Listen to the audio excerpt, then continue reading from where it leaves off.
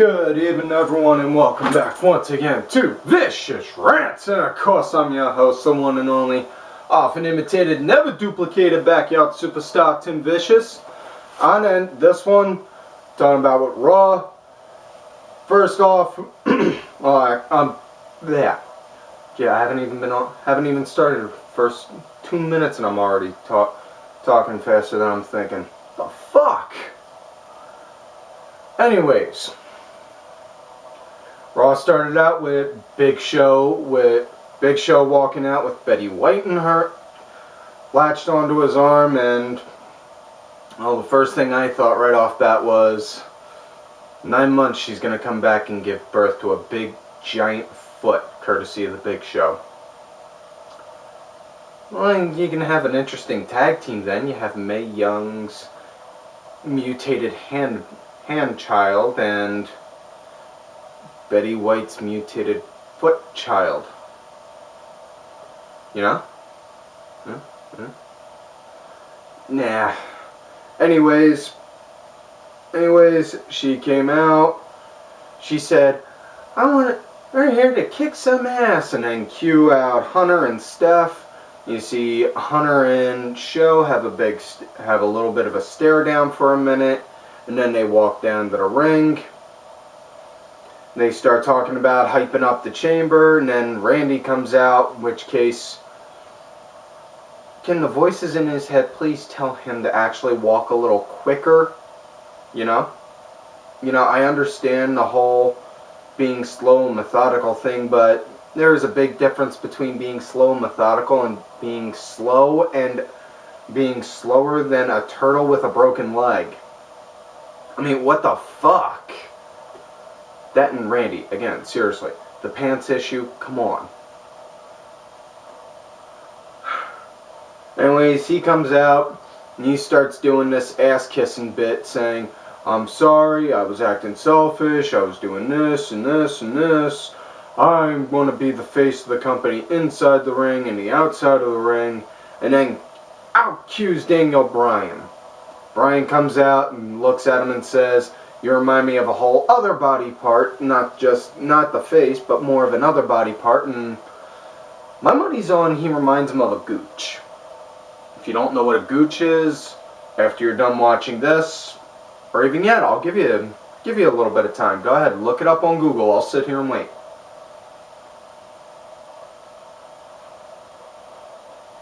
Looked it up? Okay. Yeah.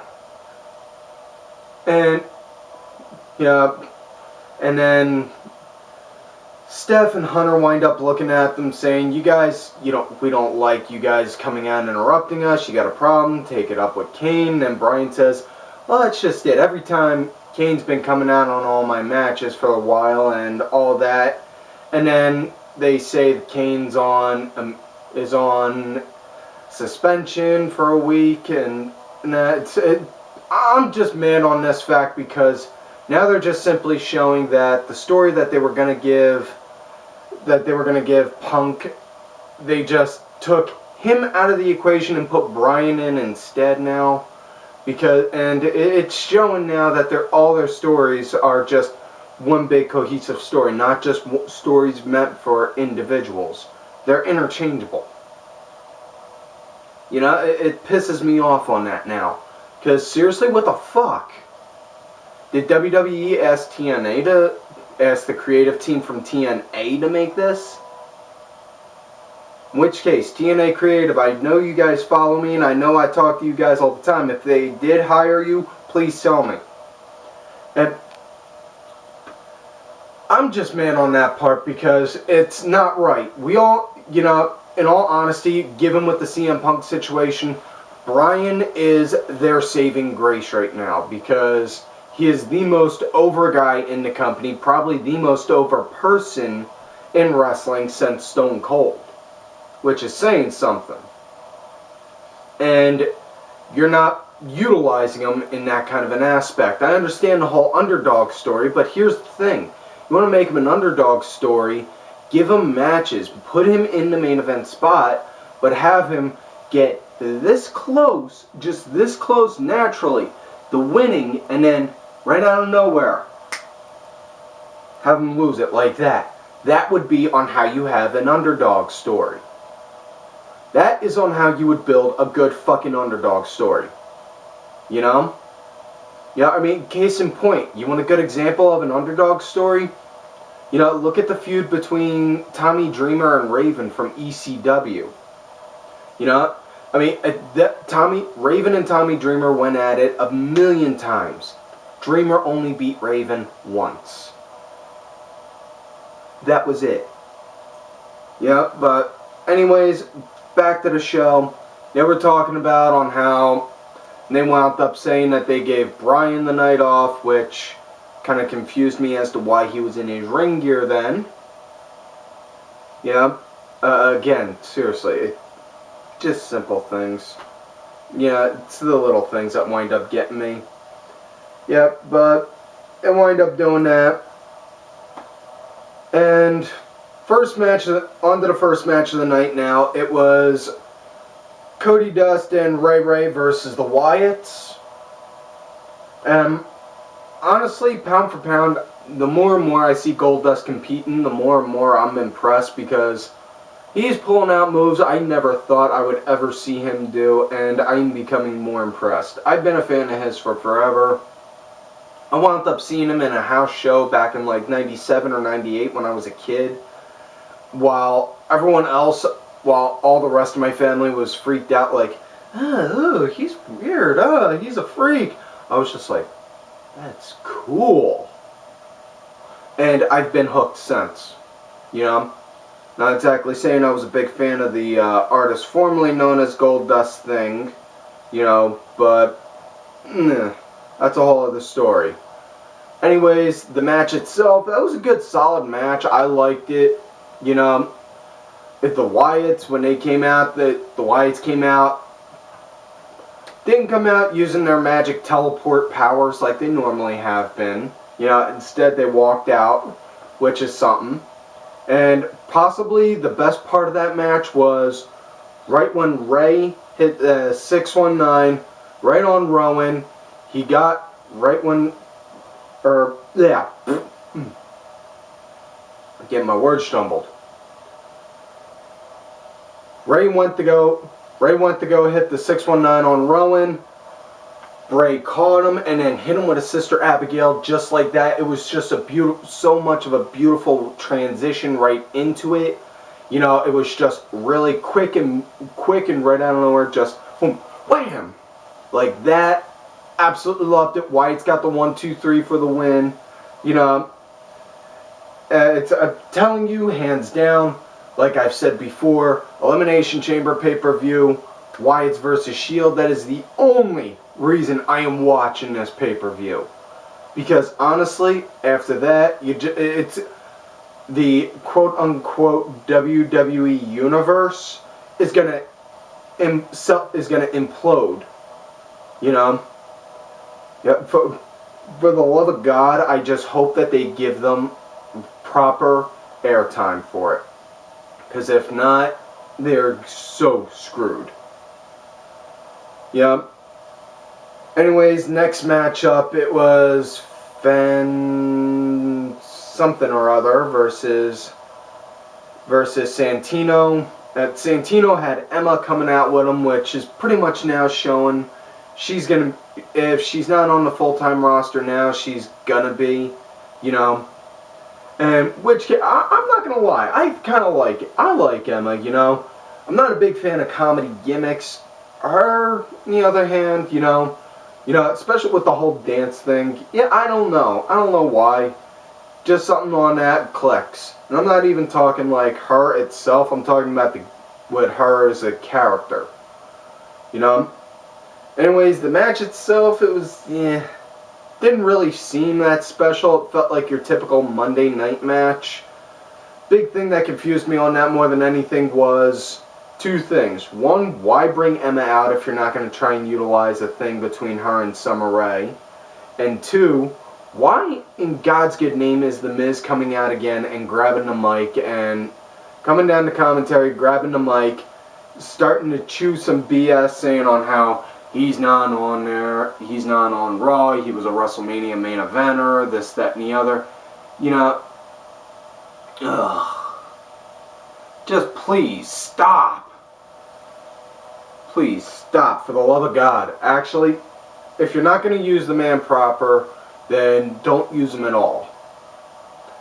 Yeah. Next matchup, it was Christian and Sheamus versus the Americans. This match was actually really good. It was a good, solid tag match. I liked it. You know, I mean, and hate to break it to and again, hate to break it to Vince and all of WWE, but the Real Americans are getting legitimately over. Pretty sure that's why now they're starting to show the little things about with Swagger being the one that's picking up the losses, and Swagger's going to wind up breaking away from the Real Americans. You know, the match was good.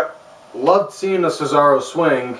He did that to Christian. I would have liked it a lot more if he'd have done it to Sheamus, just to go and show that he could pick up that large amount, that big guy, you know, because not making a knock on Christian, but Sheamus, he's a lot bigger, and he's got a lot more muscle and a lot heavier than Christian.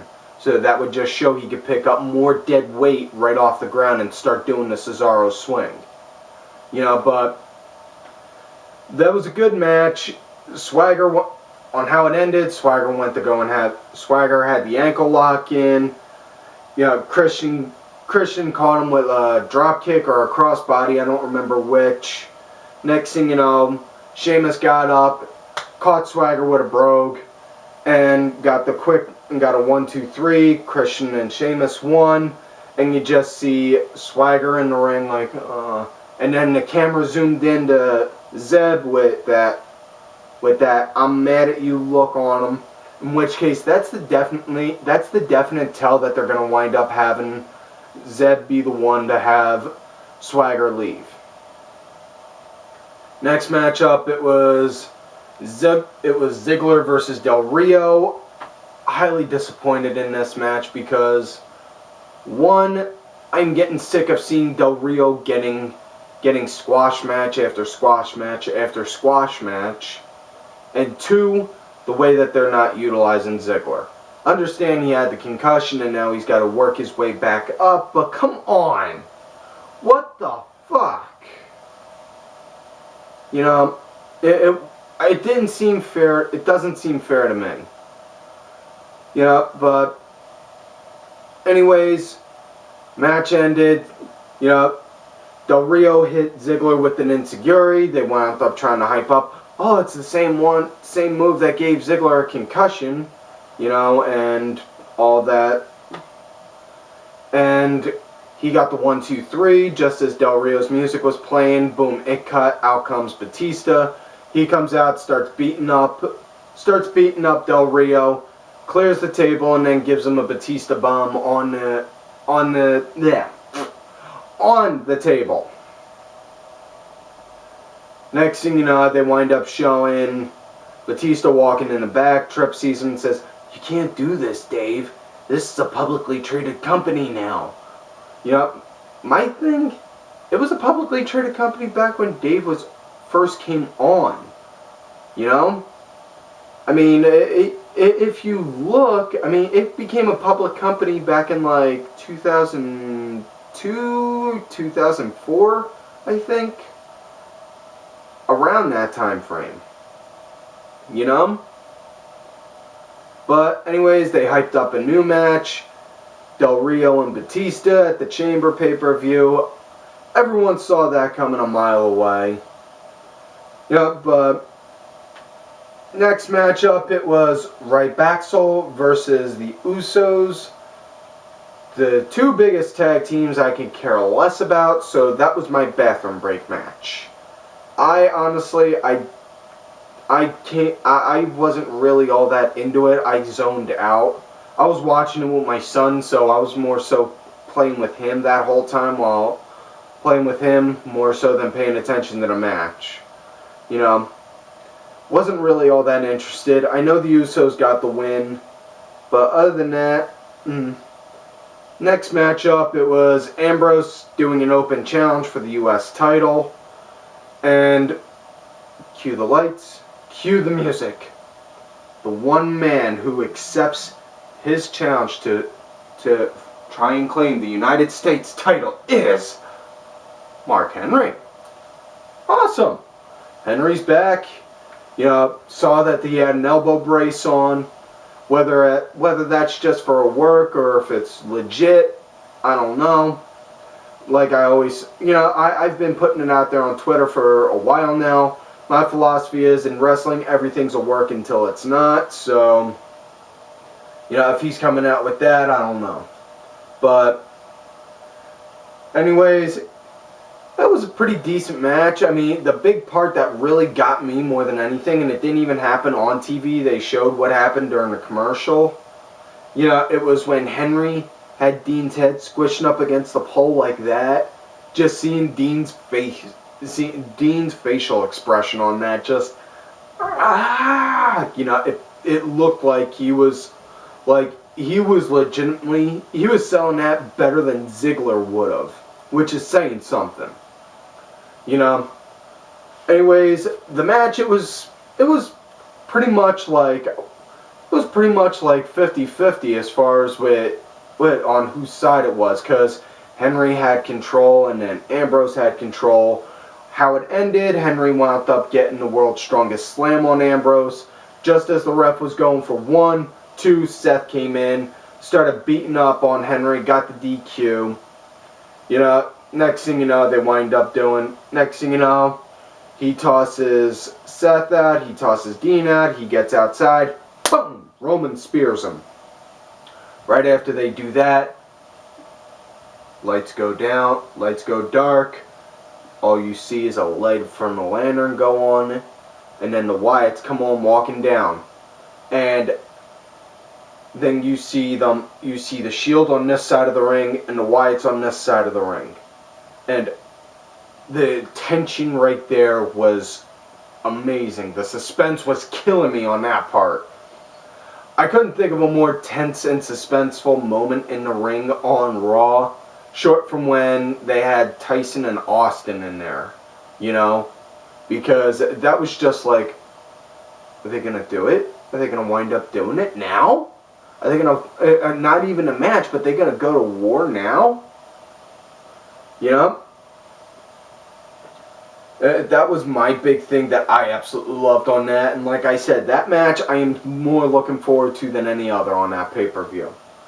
Next up, it was an ST Divas match. It was AJ, Alicia, and Oksana versus the Bellas and that one, Cameron, I think her name was.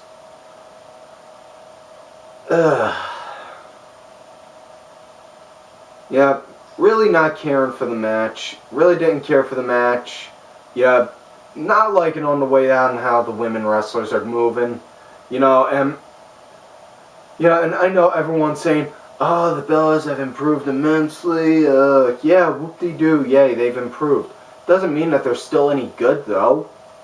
You want real women wrestling? Easy enough. Go watch Shimmer. That's where you can get some. You know? Go watch Shimmer. Go watch Shine. You know? Check out the women wrestlers in Ring of Honor. Go look there. Because honestly, if I had a daughter and she saw that, and she saw what WWE is pushing for women's wrestling, and they wound up saying, I want to do that, I'd look and be like, honey, why don't we try working to where you can be successful on the independent circuit more?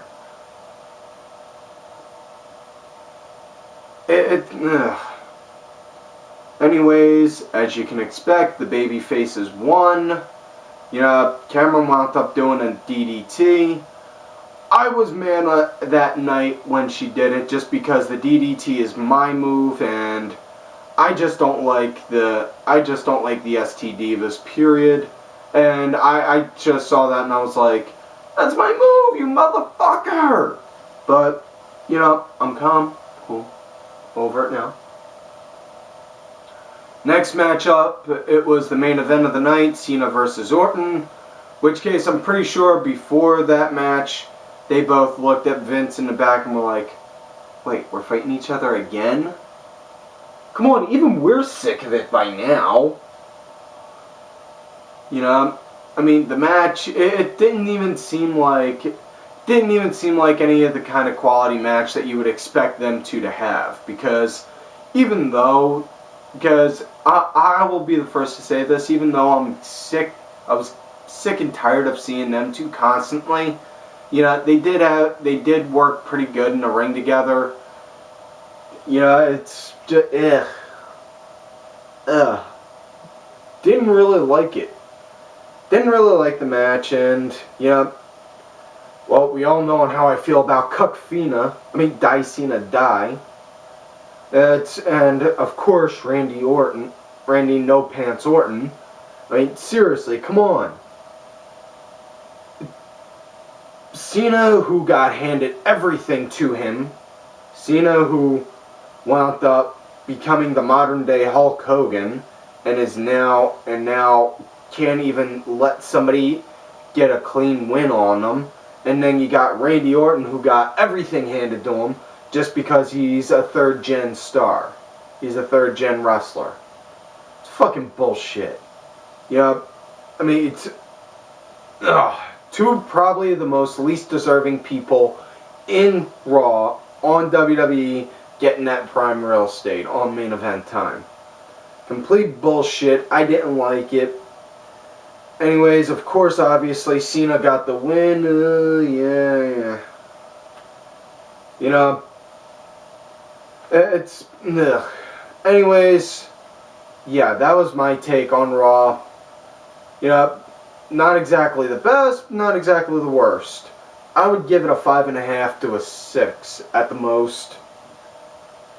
And that's all the time I've got for this week's shoot, so like I always tell y'all, don't forget to like the video, subscribe to the channel, go back, watch all the other episodes. Look for me on Twitter at TimVicious. Make sure you look for my backup account too, Tim_Vicious. I get put in Twitter jail every now and again. Also, make sure y'all check out all these cool ass cats right here on Twitter. My brother from another mother, James Belmont JX2001. That Roxy Girl _ it's V bitch. Make sure you check out Roxy Show Roxy's Room and Vicky's page on YouTube. I am Danny Sunday, Mucky Morris, Helen Robinson 82, Axel Mulligan. Make sure y'all check out Axel's blogs. He does them on Raw, SmackDown, NXT pay-per-views. He's also doing some, if you haven't noticed, he's also doing some now with Wrestling Rambles. So make sure y'all check them out. Excuse me. The Sunday Surge, Kenny.